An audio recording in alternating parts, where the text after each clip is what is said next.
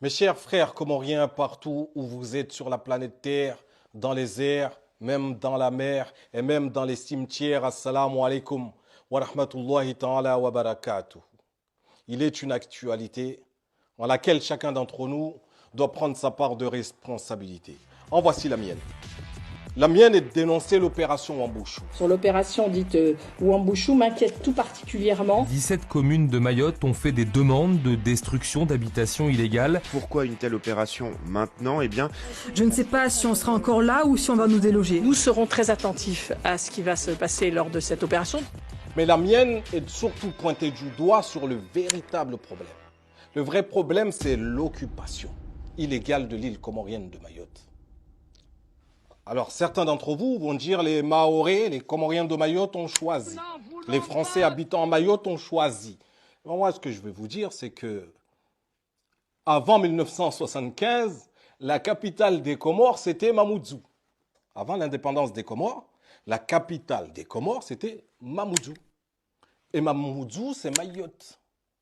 Mais en 1965, lorsque la France est acculée et qu'elle comprend qu'elle va devoir céder l'indépendance des Comores, eh ben elle va manipuler le plus intelligent des Comoriens de l'époque, Saïd Mohamed Chek, pour qu'il déporte la capitale des Comores à l'île d'Angazidja, à Moroni.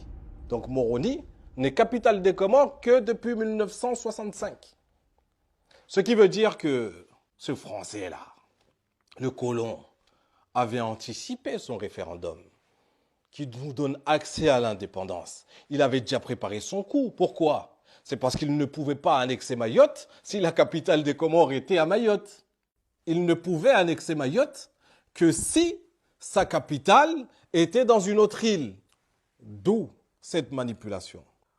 On va aller jusqu'à se dire qu'en 1975, les Comores deviennent indépendantes et que Mayotte est annexée par la puissance financière, par la puissance militaire de la France. Et que depuis 1975, nous subissons des opérations Wambushu. Mais en 1995, il se passe quoi? L'unité africaine déclenche le comité des 7. 7 pays que l'on met au service des Comores pour arracher Mayotte, pour redonner la totalité de l'intégrité territoriale des Comores aux Comores.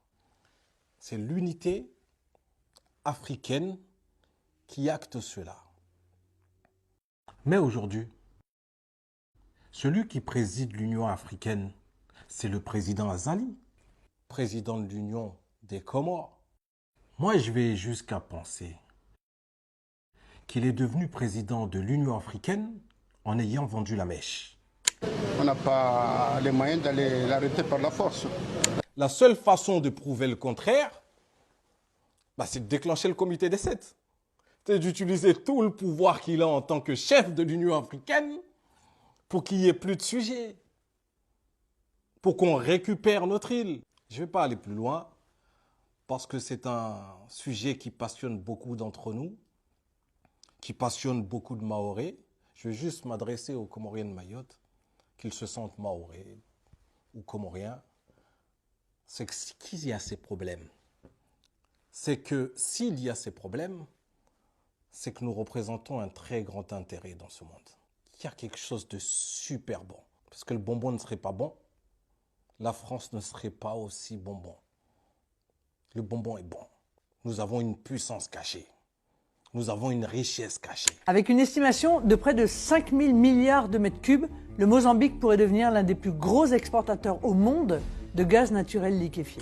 À l'heure actuelle, il semblerait que 2 sites se retrouvent en compétition. Le port de Longoni à Mayotte et celui de Mombasa au Kenya.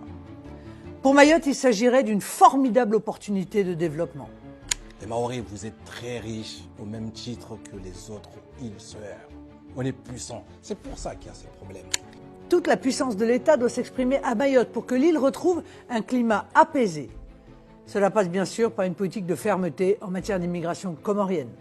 Moi, je veux dire à tous les Comoriens du monde d'être fiers de leur appartenance à ces 4 îles de l'Union des Comores et d'être sûr qu'ils vont dominer le monde. Parce que ce n'est pas normal qu'une puissance financière et militaire comme la France puisse porter un intérêt aussi important à un tout petit territoire de moins de 3000 km². C'est pas possible. Au-delà du pétrole annoncé, il y a bien d'autres choses.